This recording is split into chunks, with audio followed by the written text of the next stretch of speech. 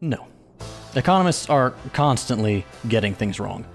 But that's not what this video is about. Telling us how the world works may be what they say their job is, how they're perceived, and what constantly asking them for their thoughts and predictions assumes, but really, the job of economists isn't to explain the world as it actually is. Really, their job is to represent the world the way they wish it was, and by doing that strategically, make that world a reality. So one of the funniest things about being a creator on the internet.com is that you will discover over time how much nonsense your audience is willing to tolerate. And for some creators, like me and a friend of mine that I was actually having this conversation with behind the scenes, typically there is little tolerance in their audience for nonsense and unproven assertions. You guys will get on my case, and a lot of times it's deservedly so, if I get something wrong because you have an expectation that I'm going to provide sourcing and information and essentially take apart and show you how wrong somebody else's argument,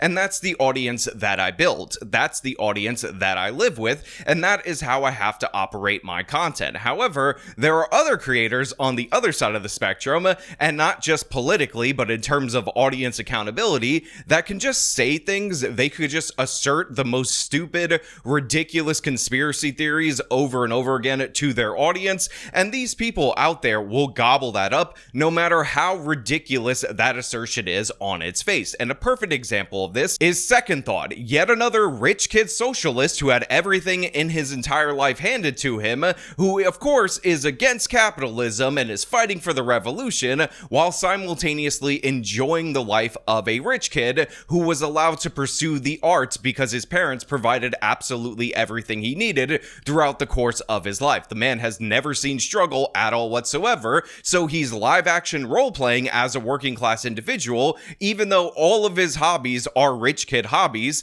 including the fact that one of his channels, no joke, is him driving luxury cars. If you've been on the channel for a while, you've probably heard me mention the secret project I've been working on with Joseph from Real Life Lore. Well, after almost a year of planning and shooting, we're finally ready to launch. As of right now, you can catch our new car show, Grand Test Auto, right here on YouTube. We review everything from muscle cars to electrics to autocycles, supercars, and of course, the Toyota Corolla. Grand Test Auto will always be free and supported by sponsors here on YouTube. But if you'd like to watch the show ad-free and see new episodes months before everybody else, you can sign up for an account on Nebula and watch Grand Test Auto along with tons of other original content from your favorite educational YouTubers. That he brags about being more valuable than most people's houses in the United States of America. Oh, and by the way, this is a guy that wants to take away your car because he thinks we need to do so in order to save the world from global warming. Well, Second Thought has dropped a bit of a doozy as of late. He did a video on how economists are not just wrong, they're not just inaccurate in some of their predictions because it's a complicated field where you're trying to understand incentive structures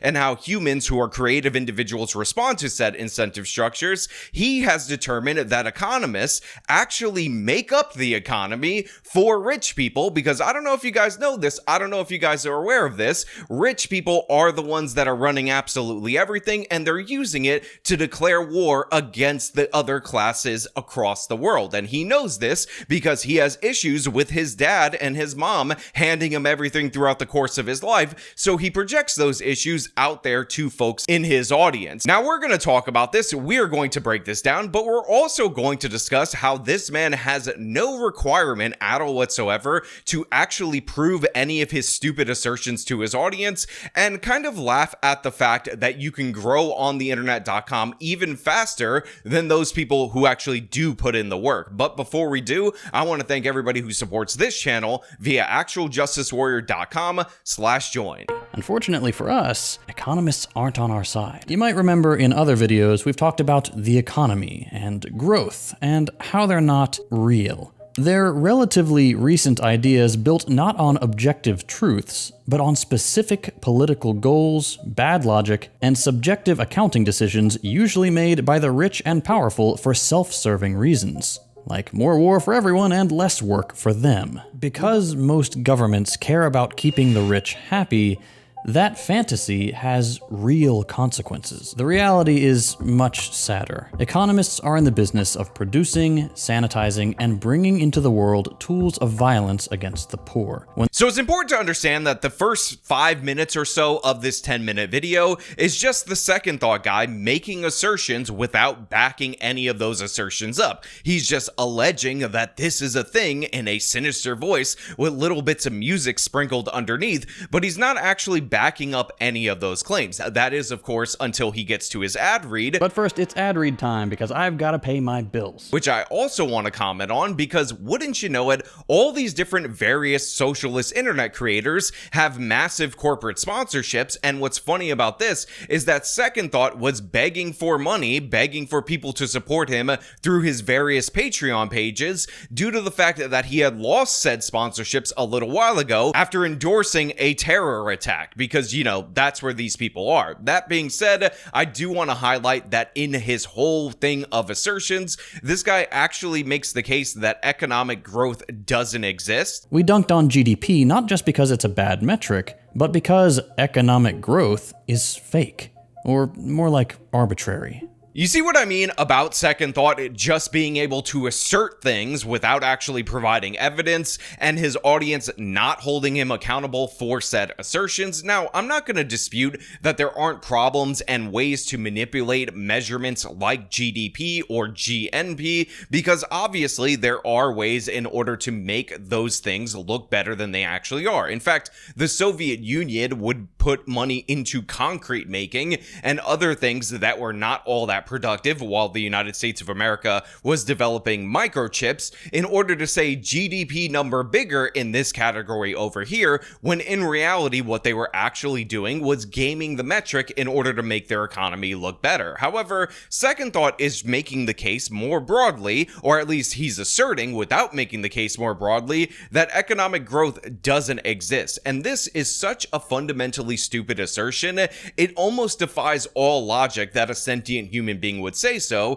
But the thing is, Second Thought is a socialist, so he's essentially an economic flat earther, so it is not ridiculous for him to make said assertion. But one need only think about this logically, understand what economic growth actually is, to get how absurd this is. All economic growth really is, if you truly want to think about it in its most simple way, is an expansion of your productive capacity. So if you are planting crops, give one of the most basic examples, and you are doing so by hand, and all of a sudden you get a shovel and you're able to plant 10x more crops with less labor, guess what? That in fact is economic growth. You've expanded your productive capacity, and we have seen this happen in more complicated ways, in more broad ways, in order to get from hunter-gatherers to the advanced societies that we have today. And we call this economic growth because our economy is in fact growing as humans are capable of producing more, expanding their productive capacity with certain tools, innovations, and inventions. So yeah, while you might be able to say that GDP is manipulatable, or this metric is manipulatable, the idea that we have the same amount of wealth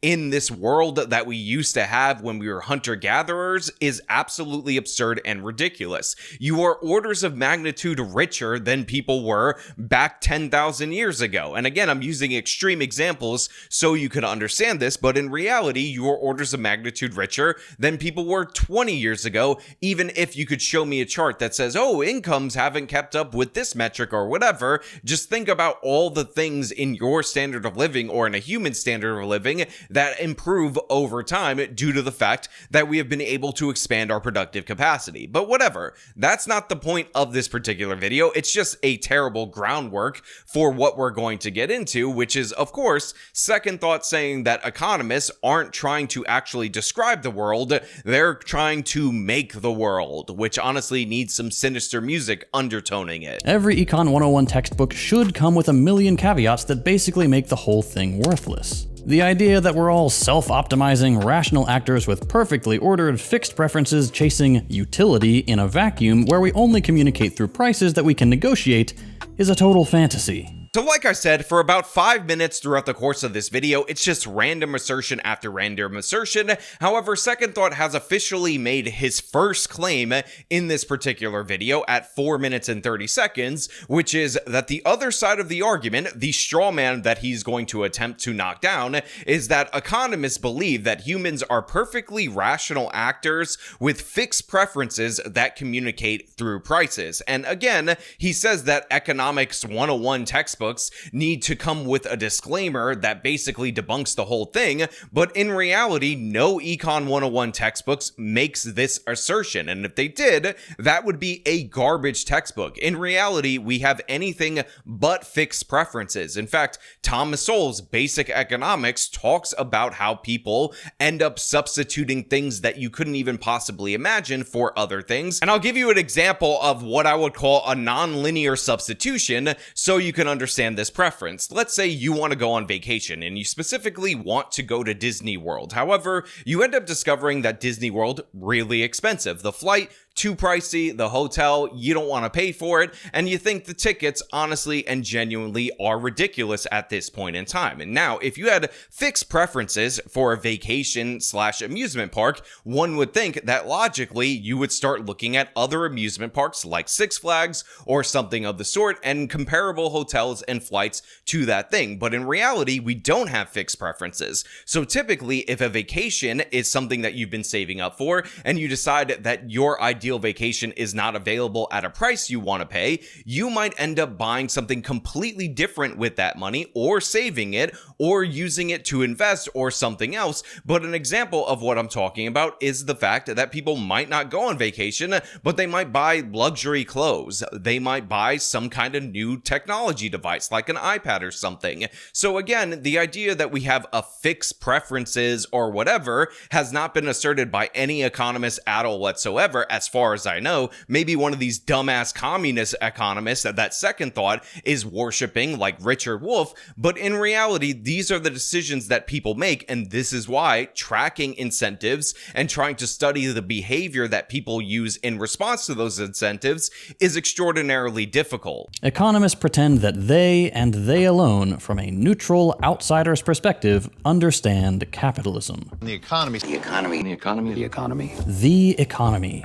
Something they act as this complicated technical thing bound by secret rules for them to uncover with data, charts, and experiments. The reality is much sadder. Economists are in the business of producing, sanitizing, and bringing into the world tools of violence against the poor. When the rich want ways to get richer at the expense of the poor, which is the only way they can ever do that, the literal job of economists is to make the graphs, formulas, and policies that say, we have no other choice. So again, we have the stupid assertions portions going on even longer than I remembered when I initially watched this video, and of course we have the grand fallacy of the left-winger, which is the only way to become wealthy is to make other people poor. But the thing is, people start out poor. The default setting for mankind is poverty. In reality, the way that you become wealthy under a capitalist society is by providing things that people want, so they give you money for it. Give me the money. Give me the money. Okay? And again, those things can actually make you richer rather than putting you in poverty. A perfect example of this is the personal computer. A personal computer expands your productive capacity. In fact, Second Thought and myself would not be able to do what we do in terms of producing and editing videos in order to generate revenue without said personal computer. Whether you use something that operates on Microsoft software or Apple software, or you use something that operates on Linux, the fact of the matter is, you ended up paying money to a company in order to provide you that computer. It was probably a steep amount of money. I use one of those iMacs, very pricey, in order to do my editing. But guess what? That upfront cost that I put in for that computer, for this camera right here, for the lighting setup, for Mr. Skeleton right here, who is in desperate need of a sandwich, but guess what? He's from a communist country, so they don't have a lot of food there. All of that ends up paying dividends in terms of how I work and expand my productive capacity in order to produce videos for you guys out there in the audience. So yes, I contributed to the shareholders and the heads of Apple and the heads of Canon becoming wealthy. Whoever produces this microphone, same exact deal. But in reality, this has paid dividends for me times 1,000 in that I've been able to use this equipment hundreds, if not thousands of times in order to produce videos for you guys out there in the audience. And again, this is not only true here, but it's true in a great number of instances. When you buy a car, sometimes it's not the best financial decision in order to do so, as we've talked about in the past, and you use that to get to a job that you would not normally be able to get to. That money that you spent on the car and continue to spend fueling it up and whatnot ends up making you wealthier, because if you had to walk to said job or take a bicycle, which honestly, if you do, scumbag through and through, because bikes do not belong in the road, death to bike lanes, then guess what? That enables you to make more money, expand your own productive capacity, and thus that makes it worth it. One of the things that Second Thought can't understand, and a lot of these communists can't understand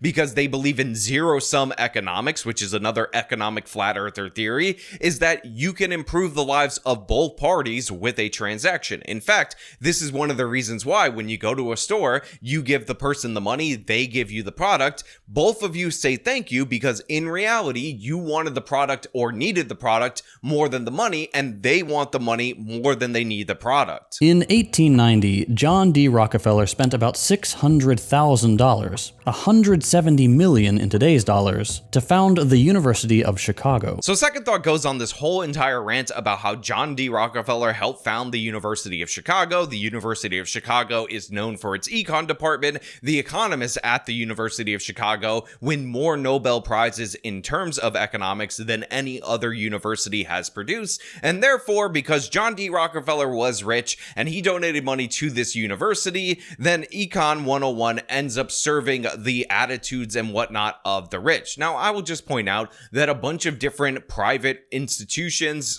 / private individuals who had wealth have donated to research at universities. And the idea that, you know, if a private capitalist individual donated money for the first organ transplant, that heart surgeries would somehow only favor the rich would be an absurd notion in every way. So again, I would say the same thing absolutely here in this case. However, Second Thought just makes assertions. Again, still hasn't really come up with a point, a good argument 7 minutes into this video, but you know, who cares? His audience doesn't hold him accountable because they're dumber than he is. That's the first thing to focus on. At the very base level, economists create the frameworks through which we understand the world. Basic ideas like supply and demand is why this thing has that price. That's a pretty uncontroversial, mainstream idea most of us are not just familiar with, but that we implicitly believe, even though, when you really think about it, you can probably name 1,000 counterexamples. So what did I say about this guy being an economic flat earther? Second Thought is trying to debunk supply and demand right now. He is implying that this basic law that if you have high demand for something and limited supply, the price will go up. He thinks, no, it's actually not true. And here are some 1,000 counterexamples that prove you wrong in terms of supply and demand.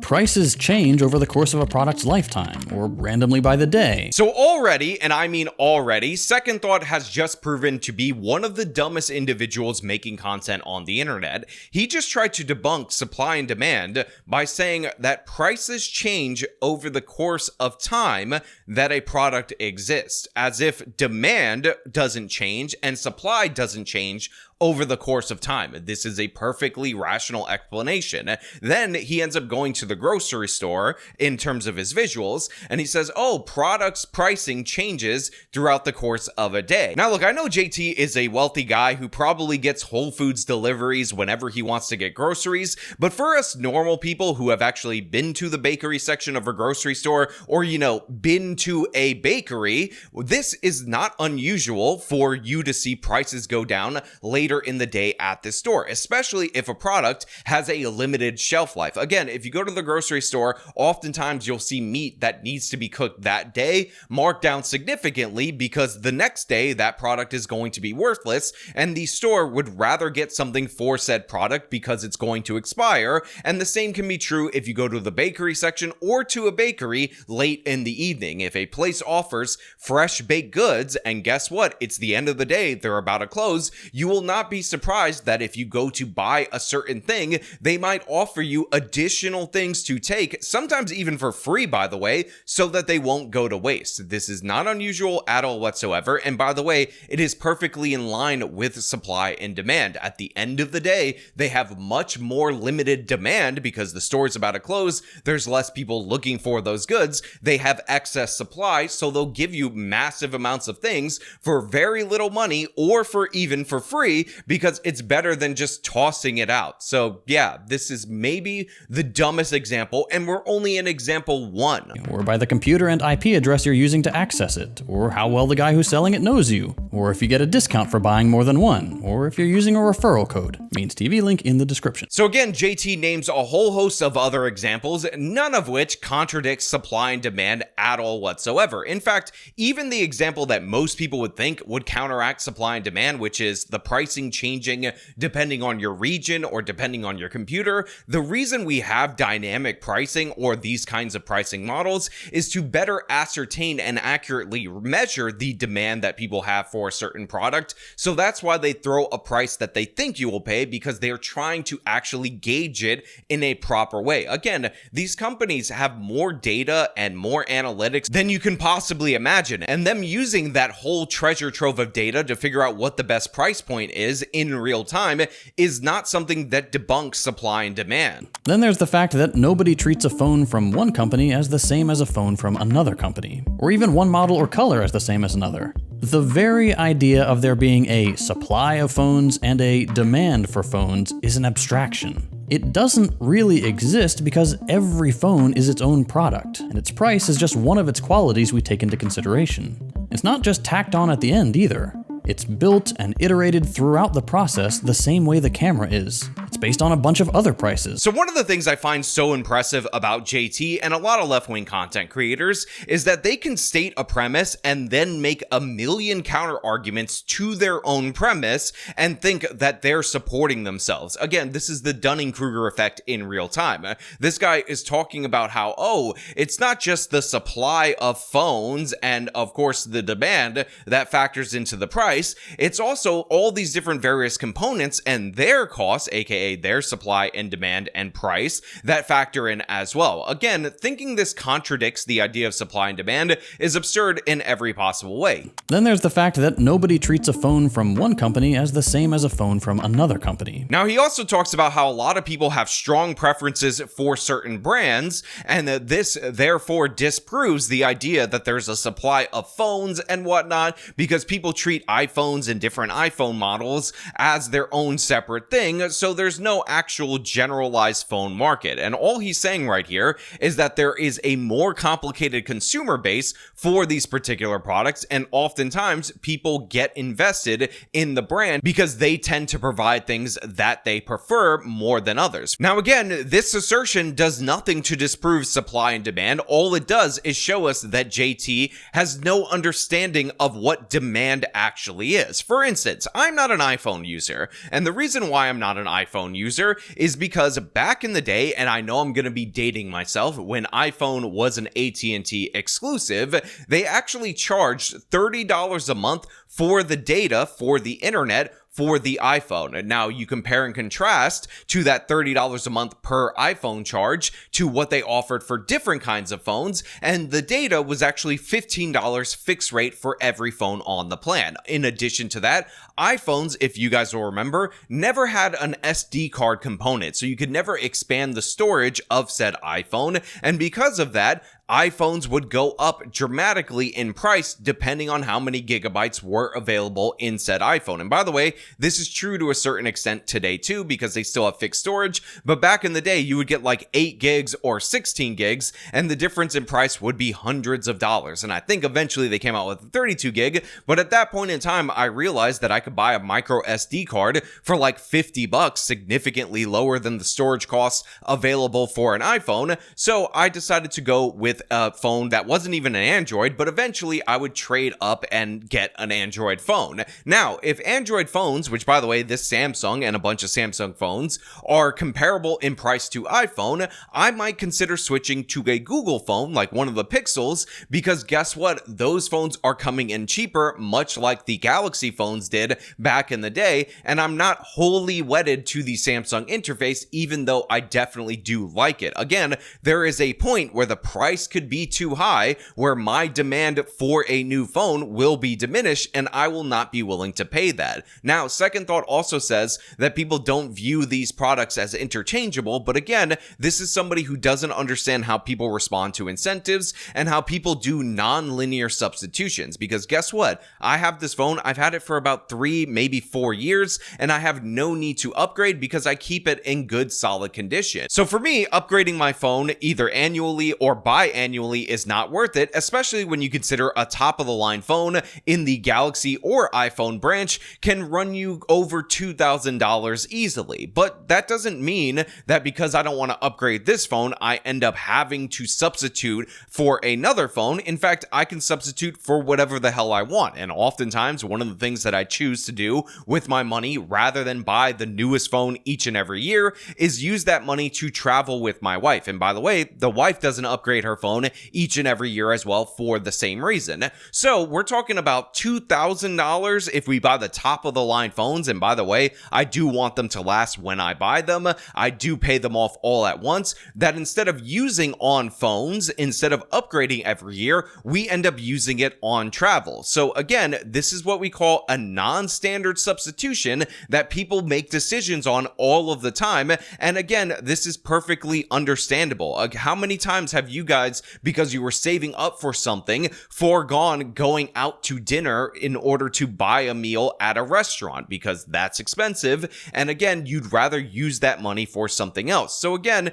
people not thinking of a phone as substitutable for another phone does not mean that supply and demand doesn't exist. What it means is that their demand for that phone might not let them reach that price point, and they end up using their money for substitution, which sometimes could be something in a completely different category. This is one of the reasons why, by the way, it's so hard for economists to predict how humans will respond to incentives, because obviously there is a point where people will just hang on to their older busted phones, or even substitute an Apple phone for an Android phone, or vice versa. Again, if the next iPhone ends up being $8,000, a lot of people are going to switch, even if they didn't previously consider a Samsung at the same price point a substitute for an iPhone.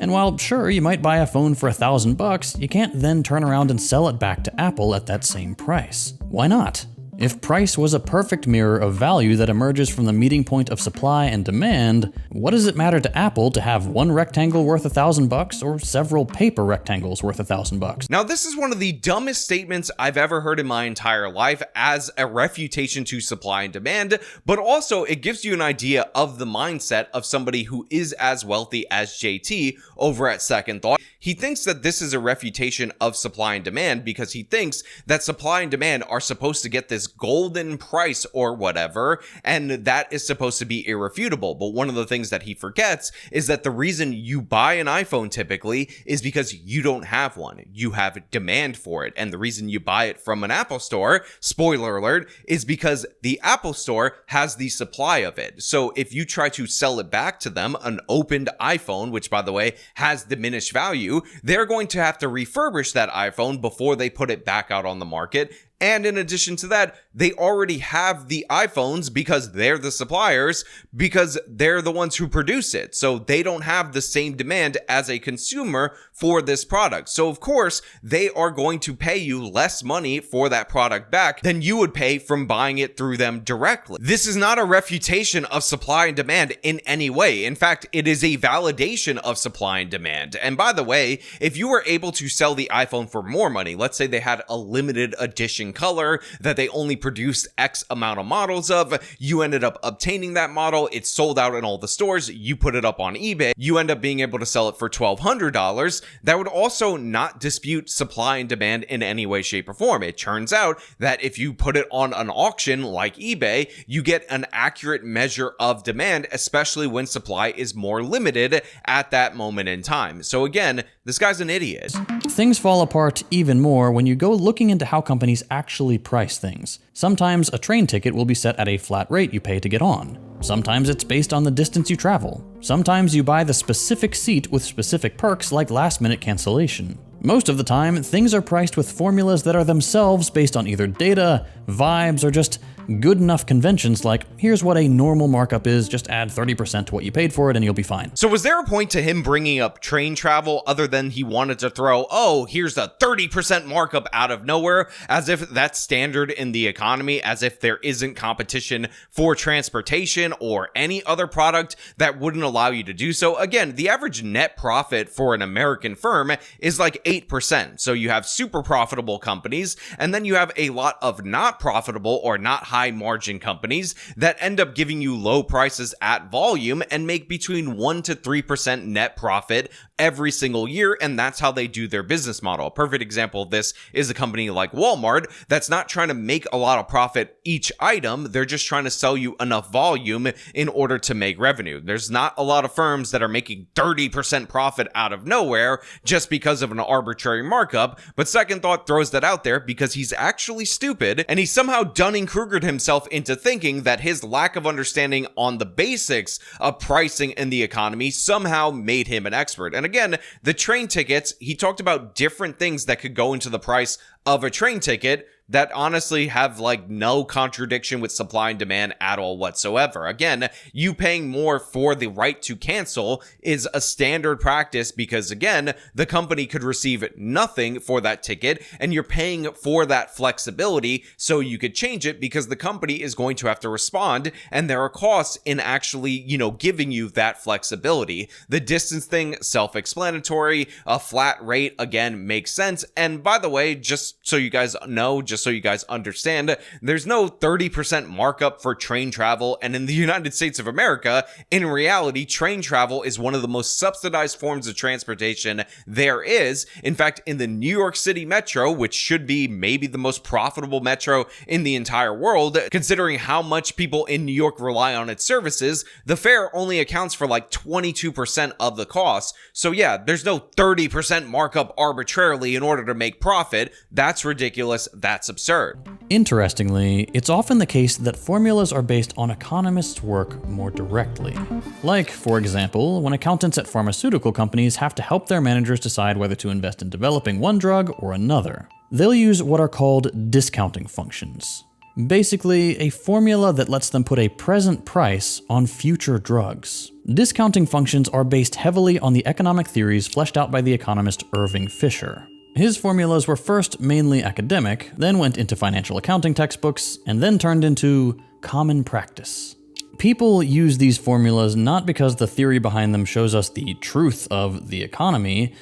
Fisher's theories were just that, theories about where value comes from, to which his answer was future profits. So you know how I've been saying throughout the course of this video that Second Thought has essentially Dunning-Krugered his way into YouTube success? Well, a perfect example of that, a perfect distillation of that reality is what he just said right there, where he's like, this economist who's working for the rich. And by the way, let me just throw in pharmaceutical companies because everybody doesn't like those. Well, he came up with this theory about where value comes from. And guess what? He said value comes from future profits, which again is not actually the point of discounting functions. He does not seem to understand the basics of the concept, but he's going to talk about how sinister they are. But the thing is, when I explain this to you, you will understand how logical this is. It's not some crazy harebrained theory. Again, economists are just studying the way that humans respond to incentive structures, and sometimes when they go into policy, they want to craft incentive structures that may produce better outcomes. But discounting functions have helped to build a world in which, some of the time, Fisher's theory does apply. Future profits do determine price in some cases, not because Fisher was brilliant, but because he was useful for shareholders. The world was retrofitted onto his theories, built around accommodating the fact that discounting functions could and would be used because those who had power adopted and deployed them. Discounting functions, as investment technology that managers use, implicitly put the interest of shareholders first when making decisions about things like developing drugs. Fisher's idea of value is just a theory. It's a political opinion, really. But it's also a tool that an economist built that served the rich. So now, the drugs we produce in a capitalist society are indeed based on future profits. So that's his explanation before he jumps back to supply and demand. And again, based on this explanation, you have learned absolutely nothing. It's just a bunch of assertions. Although he said pharmaceutical companies, we produce pharmaceutical drugs based on future profits. Everybody hates pharmaceutical companies, something shareholders, something evil rich people. But the thing is, he missed the entire point of the discount functions. So the point of this theory, for those of you out there in the audience, is that time factors in to what makes something have value. So if I said you give me money for an investment and in 2 months I'm going to give you 100% return on said investment, you might jump on board, even though that sounds like one of the most basic scams that you could possibly have. And this is because you're getting 100% return on your money in a short amount of time, and that is very valuable to you. Well, guess what? What if I came to you and said, listen, if you gave me a certain amount of money, I promise to give you 100% return on said amount of money. However, it's going to take me 10 years in order to do so. Now, you might look at that and think to yourself, that might not be worth it for me because it will take 10 years for me to realize the dividends of said investment. So even though I'm promising you the same amount of money, the same amount of profit based on your investment, you're factoring in time, and even though it's the same return, and again, let's say it's adjusted for inflation, equalize all you need to equalize, you're thinking in your head, well, it's not really worth it for me to wait that long. Those future profits are less valuable than the present day profits. They're less enticing than the present day profits. And by the way, considering you're supposed to maximize value for the shareholders, this ultimately ends up leading to a situation where certain firms think quarter to quarter rather than long term. But what this economist theory does is it identifies that normal rational human phenomenon that says that instant gratification for a lot of people is preferable to the promise of delayed gratification, and it puts a price on that. So this is used to justify companies investing in long-term products to their shareholders as a method to, actually pursue research and development. So what Second Thought is doing in his infinite stupidity right here is talking down something that shifts the mindset for Wall Street investors from the short term to the long term by actually putting a price on it. Now, again, it would be one thing for this guy to disagree with the idea that future profits are oftentimes viewed as less valuable than present day profits, but in reality, he's disagreeing with a basic of human nature. This, by the way, is one of the reasons why it's so difficult to get people to actually save money for their retirement, invest it for the long term,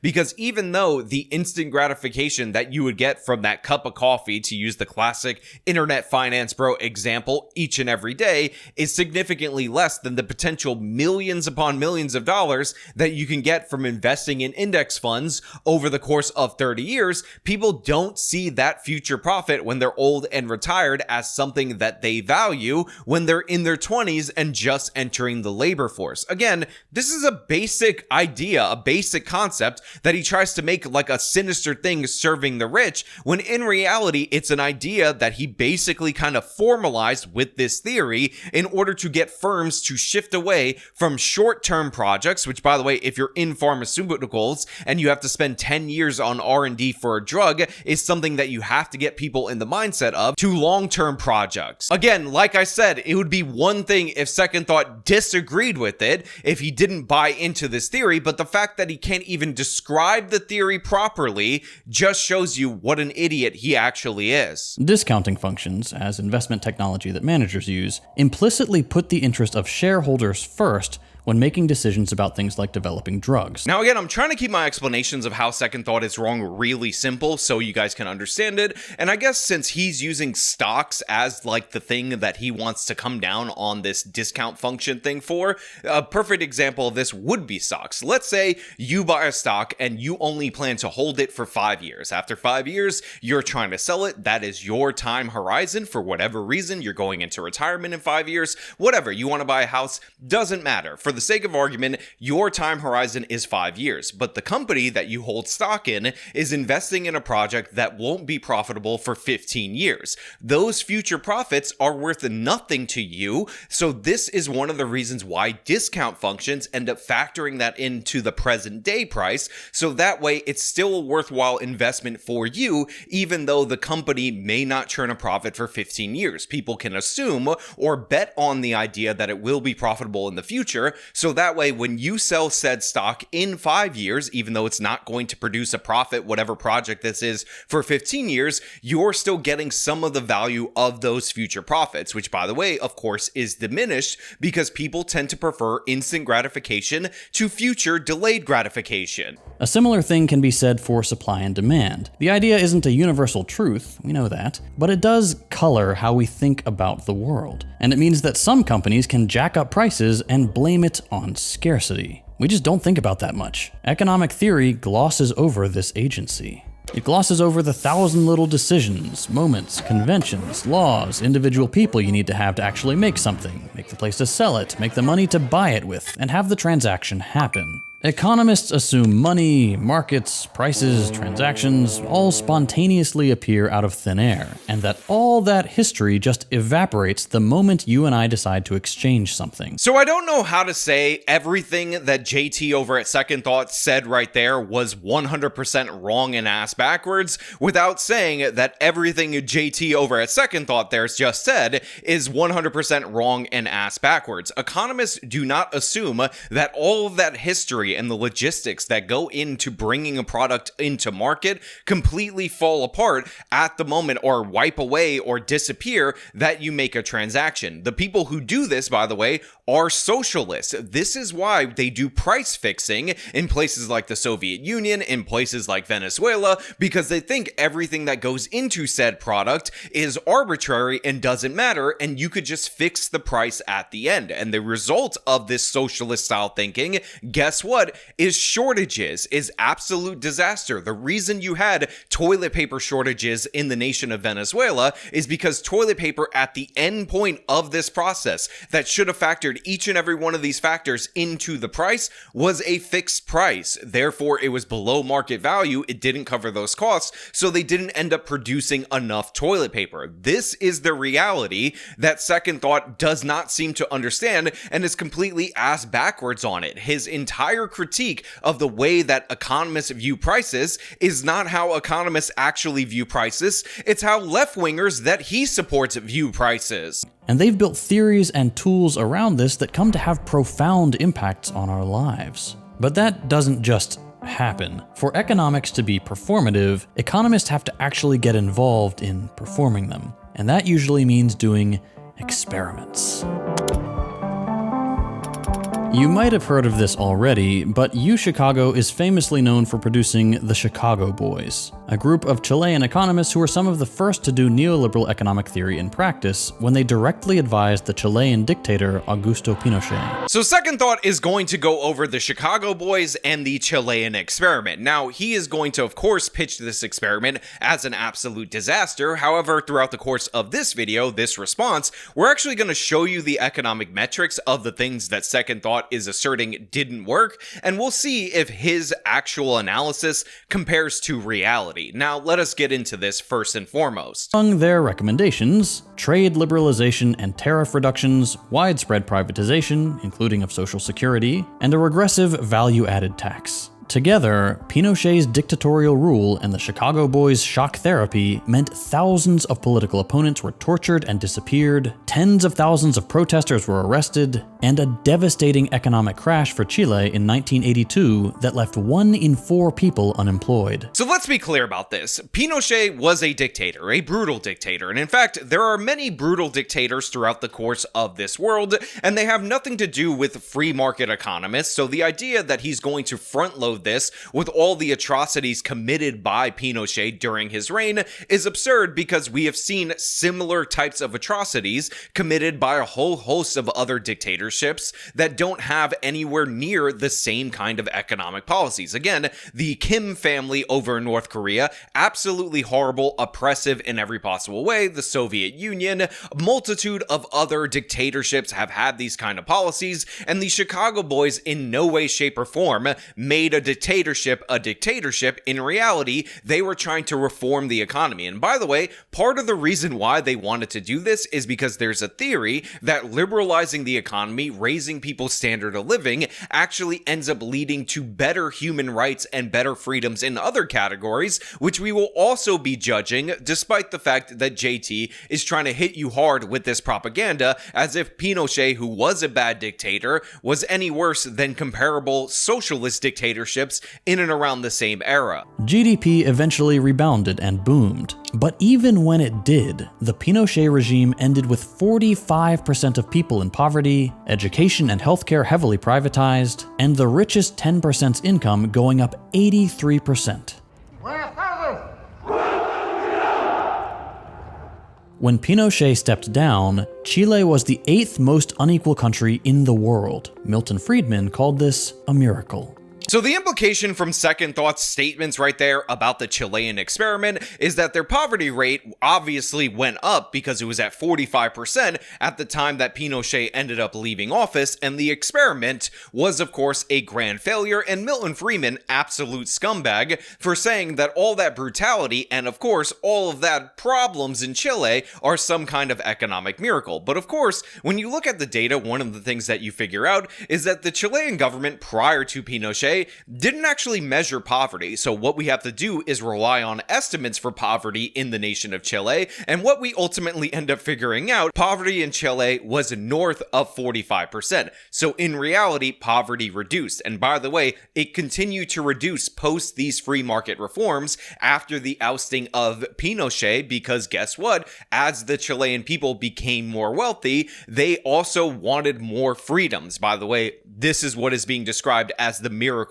of Chile. And now Chile is one of the wealthiest countries in Latin America. Their GDP went from about 2,500 per capita back in 1980 to about 16,000 or close to 17,000 per capita, which means that the nation of Chile per person is wealthier than China, is wealthier than Russia. And again, it is in fact an economic miracle. And as for the privatization of their Social Security, within just 15 years of the privatization in 1995, the new program was already producing 50% higher returns per retiree than the previous program. And by the way, under that privatization, they actually guaranteed at a minimum the promises under the old program. However, the new program ended up, of course, working significantly better because they put people in the market rather than having a fixed promise from the government for them to pay out retirement benefits. In addition to that, the savings rate in Chile is almost on par with the Asian tiger economies rather than, of course, being on par with other Latin American nations, because the average Chilean saves close to 26% because, again, they are invested in their own country. Also, do you want to see the recession of 1982, which, by the way, was not just in the nation of Chile, it happened in a bunch of countries around the world, including the United States of America, which also had a hit to our economy in and around that year? Well, it's right here. year, which is a significant drop if you don't actually factor in the rest of the chart, which of course shows Chile's economic growth post that recession. So yeah, you saw a dip. You saw when all this public spending was pulled back, when they got their financial house in order, that you eventually had a drop in GDP. However, all of the programs put forward by the Chicago boys definitely 100% worked, and this is why Chile is one of the wealthiest countries, by the way, in Latin America. So to be clear, the miracle that Milton Friedman was talking about was not the dictatorship. Venezuela has just as brutal a dictatorship as Chile, and guess what? Venezuela crashed because they had socialist economic policies that Second Thought would endorse, while Chile is again one of the wealthiest countries in Latin America. And by the way, you can always tell that something has gone awry in the data for a guy like Second Thought when all of a sudden he starts changing up the metric. When Pinochet stepped down, Chile was the 8th most unequal country in the world. Milton Friedman called this a miracle. Because while Second Thought does highlight poverty in this particular section of this particular book, not telling you the context of that, in that poverty was falling, it was above 45%, and Chileans have continued to reduce poverty in their own country, he also highlights income inequality. He says Chile is one of the most unequal countries, and it became more unequal. And guess what? This allows people who believe in like the fixed pie analogy, that there is no economic growth, which Second Thought is among those people, to say that the poor must be getting poorer because the rich are getting richer, but in reality, economic growth is just that. It's growth. So yeah, you got more inequality. Oh my God, so terrible. Everywhere the story is the same. Capitalist growth just means inequality.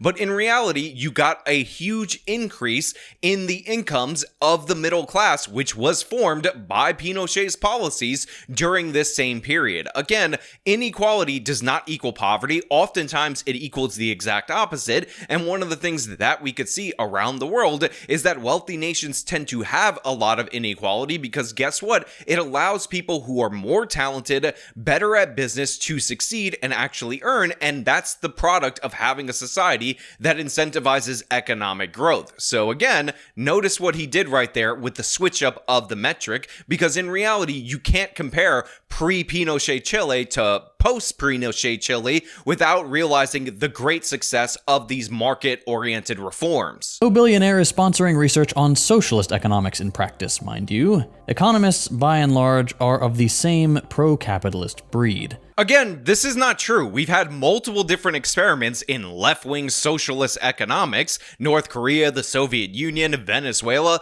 they've all failed dramatically. I mean, my favorite one of all time would be Lysenkoism if the story wasn't so tragic, who believed that plants are actually socialist in orientation, and you can actually get them to grow more if you give them less water and nutrients and plant them closer together, because essentially they'll distribute the nutrients equally. Now, of course, this led to disastrous famines, and then after the Soviet Union was repeated again in China. But yeah, they have tried your dumbass theories. They've fallen flat on their face because they don't account for the way that people respond to incentives. In Egypt and Peru, another economist, Hernando de Soto, got to flex his theories about the economy. His secret mystery behind why capitalism worked in the West but not elsewhere was, according to him, as simple as having formal property titling, basically a legal record of who owns what land and housing. De Soto argued that if the poor were poor in the global South, it was because they had all this wealth sitting idle in homes and land that they couldn't use to take out loans. Therefore, they couldn't become entrepreneurs by starting businesses, and that's why they're poor. De Soto didn't blame the poor for being lazy or having backwards cultures like other economists. He had a simple market solution, and because he was influential, with the backing of several prominent neoliberal thinkers and organizations, in 2004, the World Bank took a chance on his ideas and ran the Urban Property Rights Project in Peru. Did it work? No. Quote, property titling had produced no increase in credit to the poor. So Second Thought is now coming after this idea that private property rights and formal titling can help expand credit to poor people and can help improve economic outcomes. And he asserts right off the top that this absolutely did not work in any way, shape, or form, which we will respond to in just a little bit. But I want him to, bury himself a little bit more before I give you clarity on the reality of the situation. How about in Egypt? There too, De Soto ran his experiment. What was that result? Quote, The evidence available shows that there is little or no positive impact. The impacts we did see were property owners getting more rights and tenants getting screwed over a lot more. Rents were jacked up under the new titling system that made selling plots easier for owners, especially big owners, which makes sense. If the only asset you own is the house you live in, property title or not, you're not gonna sell it unless it's the very last thing you do. With all this land being made into liquid assets, though, the wealthy could speculate with it, buying up more of it pretty easily during economic downturns that forced the poor to sell them off, and concentrating wealth in fewer and fewer hands. And if the wealthy didn't get there first, tons of small owners, and I do mean exclusively small owners, lost their land when they couldn't pay what loans they did take out, and the bank took their collateral. So I love every aspect of this particular segment, from Second Thought, from his assertions that this program was an absolute failure, to the point where he ends up romanticizing the way that these people in Peru were living prior to this program. The worst part of this isn't that DeSoto got it wrong, or based his theory on nothing but vibes. Economists do that all the time. That's not what this video is about, remember?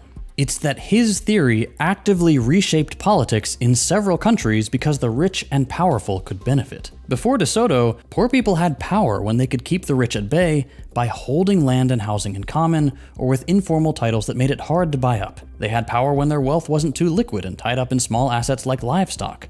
But this one economist's theory and his little experiments, and the mountains of support from the world's richest and most powerful people, actively destroyed that power. Because he's romanticizing poverty and slums, which of course he never shows you images of, because these are how people were living in these areas without formal property titling. So of course, what this program actually did was issue 1.2 million property titles to all these different various people who were living in illegal settlements in Peru, and the results, contrary to what Second Thought wants you to believe, which by the way are contradictory in his own video, because in one aspect he says they didn't get any loans for this, but in the other aspect he says that some people didn't pay off the loans that allegedly they didn't get, were actually overwhelmingly positive. So first and foremost, people were very likely to renovate their own properties, make their homes more livable once they actually had formal ownership of them. In addition to that, it ended up boosting economic outcomes for the people in these homes because they could actually leave them once they had something that established that they own them for work outside of the home without fearing that squatters would take over said property. In addition to that, child labor was actually dramatically reduced because under the old informal system that JT claims gives the property owners who own the stuff in common much more power. Before DeSoto, poor people had power when they could keep the rich at bay by holding land and housing in common, or with informal titles that made it hard to buy up. What actually had to happen was that the adults would have to stay home and secure the property from potential invaders while the children actually went out and worked. Again, so much power in that you constantly have to have somebody occupying this dwelling in order to prevent somebody from stealing it from you, and you have to send your children to work rather than to school due to the fact that, you can't lose your home, because if you were to go to work, your kids might get overwhelmed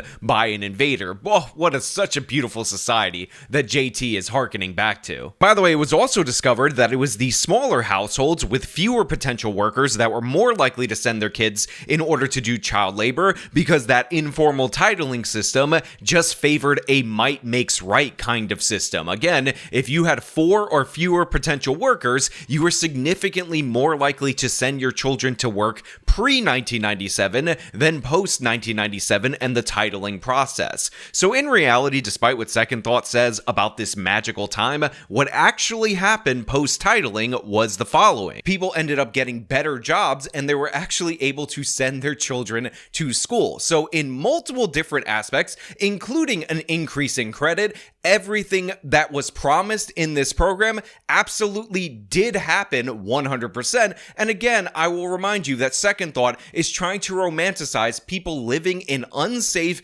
illegal slums that had disastrous safety implications for the people that lived there. Some of the most marginalized people in all of Peruvian society were brought into broader society, and this guy's gonna tell you that no, they were better off in that state of abject poverty. Before DeSoto, poor people had power when they could keep the rich at bay day by holding land and housing in common, or with informal titles that made it hard to buy up. They had power when their wealth wasn't too liquid and tied up in small assets like livestock.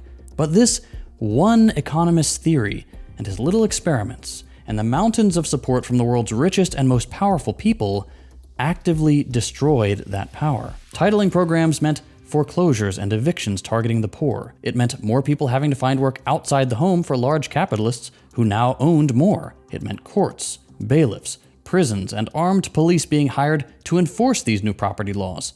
Violence for the many and prosperity for a select few. I mean, guys, do you not understand what this man is saying right here? He is saying that the previous system in these slums, which required adult males and basically every adult in the household to hold down the household in order to fight off invaders, and again, the bigger family would win those battles, these bloody fights to the death, is preferable to a system where we designate you the owner, you have the right to live here, and if somebody transgresses upon you, then civil society, meaning the law, the courts, the police, will actually intervene on behalf of the proper owner. That is what this man is saying right now, which is insane, but again, unsurprising for an idiot socialist. In 2004, the World Bank took a chance on his ideas and ran the Urban Property Rights Project in Peru. Also, and this is one of the most random fact checks I've ever had to do on this channel, but for some reason, JT over at Second Thought says that this program started in 2004, when in reality it ran from 1996 to 2003, at least in Peru. Don't know exactly why he has this completely wrong. Maybe he just intended to say it finished in 2004. Not really sure. Don't know why he's getting basic facts wrong. But again, it just goes to show you the level of research that this person operates under. The whole thing was a total flop. People just weren't taking out loans now that they had property titles. And that makes sense because De Soto's theory was based on bullshit.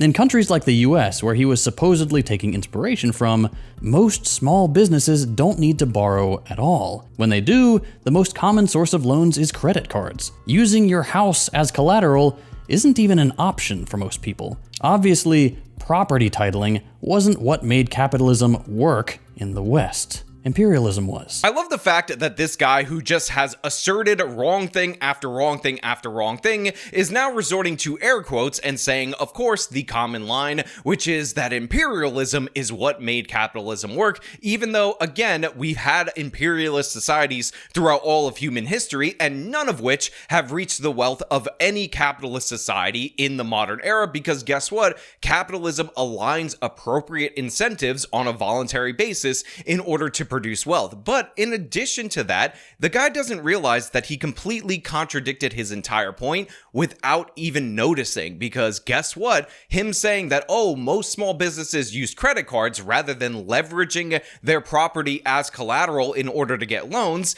does not actually disprove anything about the value of property titling, because guess what? If you got a credit card bill or a bank account, what's one of the key crucial things that financial institution would need in order to extend you that line of credit? In fact, any kind of credit, personal loan, small business loan, whether you're using collateral or not collateral, what's one of the key questions that they'll ask you before giving you such credit? They ask you for your address, you absolute idiot. The reason why property titling was so crucial is so that you could have something on the record in the formal economy so people could know where you lived, so they would know that they would be able to give you loans and track you down for payments with or without collateral. This is why the program actually worked, because it wasn't necessarily about taking out a loan against your home, which happened to be a slum that at that time people were squatting in outside of society. It was about actually designating an address, giving you a parcel of land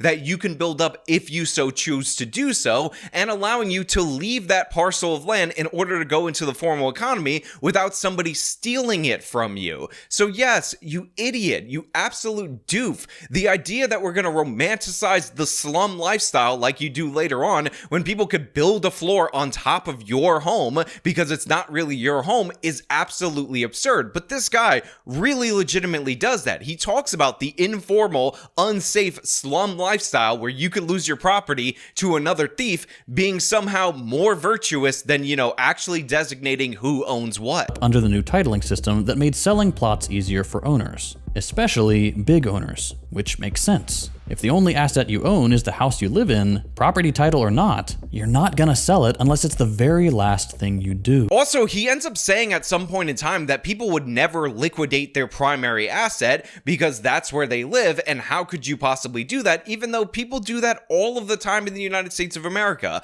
I mean, I live in New York City right now. There's plenty of people who bought homes and or properties back in 1980 when they were like a couple $100,000 that are now liquidating their primary asset in their old age, which happens to be their home, for over $1 million, close to $2 million in some cases, due to the fact that the price has gone up so dramatically, and they want to use that money in order to buy something cheaper in Florida and live out their lives with the equity that they built up in their homes. People do this all of the time. I know rich kid right here who's had mommy and daddy cover everything for him, who never had to learn how to fend for himself, doesn't understand that. But the idea that we're gonna let this absolute dope in every possible way romanticize poverty, romanticize slums that he would never go to on his own unless he had a security detail while he was there, is absurd and ridiculous. But yes, make no mistake about it, the data is absolutely in. People do get more access to credit. Child labor does go down. People are actually allowed to leave their homes without fear of somebody stealing their home when you establish private property rights, which, by the way, is why capitalism works everywhere it's been tried. Every time you introduce private property rights, allow individual ownership, guess what? People tend to make the best of that situation. Compare Hong Kong to mainland China. You have the biggest communist experiment in world history, Mao's Great Leap Forward, absolute disaster in every possible way. Compare that to Hong Kong, which doesn't have comparably any of the natural resources or anything of the sort, but they're under British rule. They're enforcing the basics of British common law, which of course is the framework for a capitalist economy, and Hong Kong becomes one of the Asian tigers, one of the most successful economies in the world. And by the way, prior to the introduction and recognition of some property rights in mainland China, Hong Kong's economy produced more with way fewer people per capita than the entire mainland China, because that's how effective private property rights are versus not having any at all whatsoever. So yeah, second thought, you're wrong about everything. It's embarrassing. You're talking about successful experiments that absolutely did work by a multitude of metrics, and you're saying, no, we should throw that out so we could keep people in slums because you like the idea of people not being in the system, man, and you like them living in abject poverty because it makes you feel better, because you like to romanticize it, because God forbid it's actually proven in places like Chile, in places like Peru, that capitalism works. You would not have a leg to stand on. But you know what? Those are just my thoughts. I want to know what you guys think about all this down in the comments below. As per usual, if you like this video, show them by leaving a like, subscribe for more content, follow me on the social medias, support me, support links in the description of this video. This has been me talking about the absolute madness over at Second Thought. Till next time.